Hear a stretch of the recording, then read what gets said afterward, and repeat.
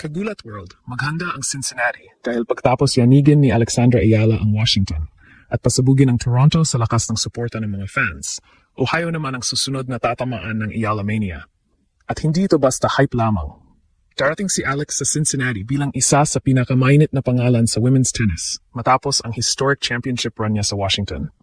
Tinalo niya roon ang American superstar na si Jessica Pegula 4-6, 6-4, 6-0 para makuha ang kanyang first WTA Tour-level singles championship at umakyat sa career-high world number 20. Pero hindi doon natapos ang kanyang pananalasa kontra Amerika.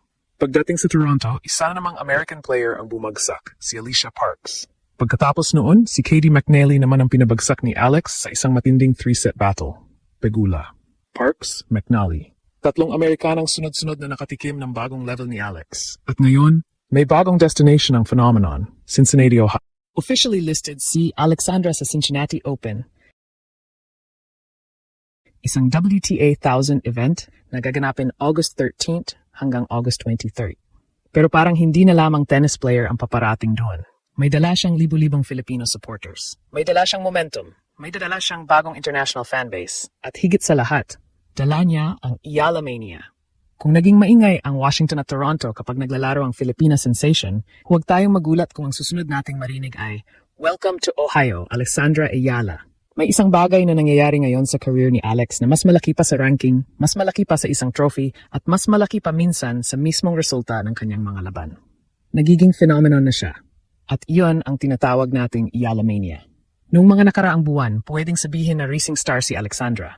Isang batang Filipina na unti-unting umaakyat, gumagawa ng history at kumakatok sa pintuan ng tennis elite. Pero ngayon, parang nabuksan na niya ng tuluyan ng pinto at hindi na kayang baliwalayin ng tennis world ang pangalan niya. Sa Washington, nakita natin ang isa sa pinakamalaking turning points ng kanyang career. Sa championship match, nakaharap niya ang American star na si Jessica Pegula.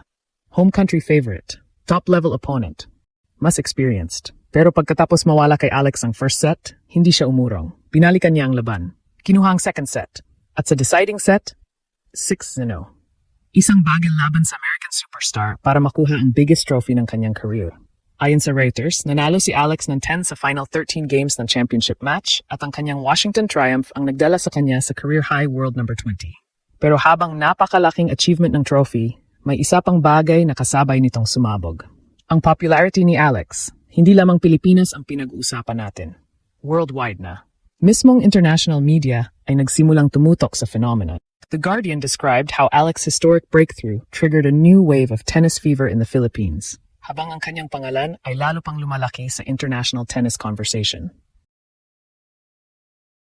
At tandaan natin, bago pa ang Washington explosion, may ebidensya na kung gaano kalakas ang fan support ni Alex.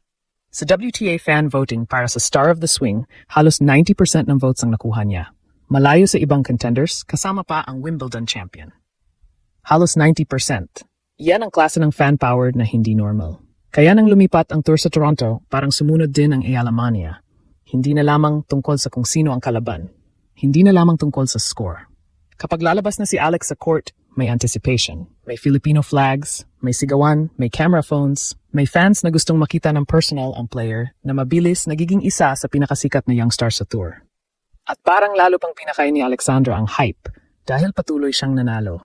American power hitter Alicia Parks, talo. Katie McNally, talo rin. Kaya tingnan ninyo ang sequence. Jessica Pegula sa Washington, Alicia Parks sa Toronto, Katie McNally sa Toronto, tatlong sunod na American opponents. At lahat sila napabagsak ni Alex. Kaya ang Cincinnati Open ay hindi lamang isa pang tournament sa calendar.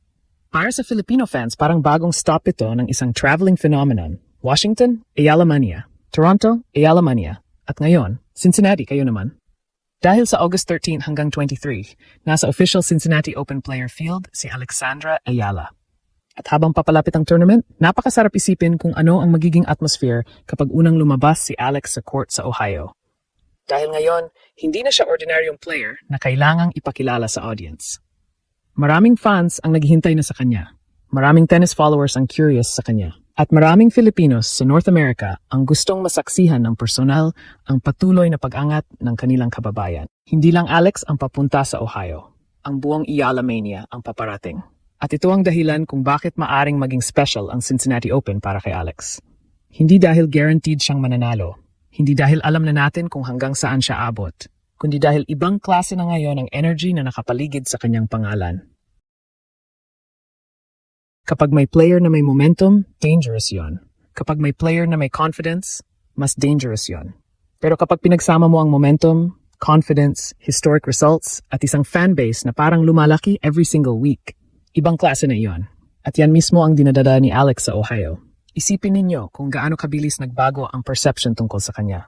Dati, kapag may malaking pangalan, siyang makakaharap. Ang tanong ay, kaya ni Alex? Ngayon, pagkatapos ng mga ginawa niya nitong season, nagbabago na ang tanong. Kaya bang pigilan si Alex? Napakalaking difference niya. At nakatulong ng husto ang Washington Championship. Hindi ordinaryong tournament win iyon. Si Pegula ang hinarap niya sa final, at pagkatapos mawala ang opening set, nagawa ni Alex na baligtarin ang momentum at tapusin ang deciding set 6-0. Yan ang klase ng victory na nagbibigay sa isang player ng belief. Belief na kaya mong bumangon. Belief na kaya mong talunin ang elite. Belief na kahit nasa America ka at American star ang nasa kabilang side, hindi ibig sabihin na ikaw ang underdog mentally. At pagkatapos noon, dalawa pang Amerikana ang sumunod. Parks, McNally, 3 sunod. Kaya kapag dumating ngayon si Alexandra sa Cincinnati, may dahilan kung bakit maaring mas maraming tao ang maghihintay sa kanyang schedule. May dahilan kung bakit mas maraming mata ang susubaybay sa draw. May dahilan kung bakit every match niya ay parang nagkakaroon na ng sariling event atmosphere. Because Ayala Mania is becoming bigger than one tournament. Mula Pilipinas, kumalat sa Europe. Mula grass courts, dinala niya sa North America. At ngayon, mula Washington at Toronto, papunta na sa Ohio. At tandaan natin ang Cincinnati Open ay hindi maliit na stage. Isa itong WTA 1000 tournament, kabilang sa pinakamahalagang events babawang US Open. Nakatakda itong magsimula sa August 13th at matatapos sa August 23rd. Ibig sabihin, world-class opposition na naman. Big names, big stadiums, big pressure. Pero parang yan mismo ang environment kung saan lalong nagiging exciting panoorin si Alex. The bigger the stage, the louder the Filipino fans. At dito pumapasok ang pinaka-interesting na bahagi ng Ayala Mania. Hindi lamang ito tungkol sa Filipinos na proud sa isang kababayan. Unti-unti nang may international audience na gustong makita kung hanggang saan abot ang run niya.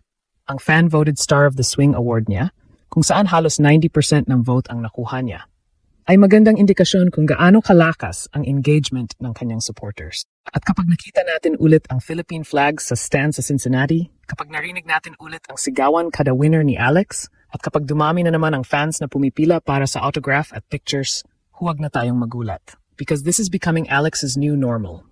Every city she visits, may Filipinos. Every tournament she enters, may naghihintay. Every big victory, mas dumarami ang sumasakay sa Ayala Mania. Washington already experienced it. Toronto experienced it. At ang susunod na destinasyon ay malinaw na, Ohio.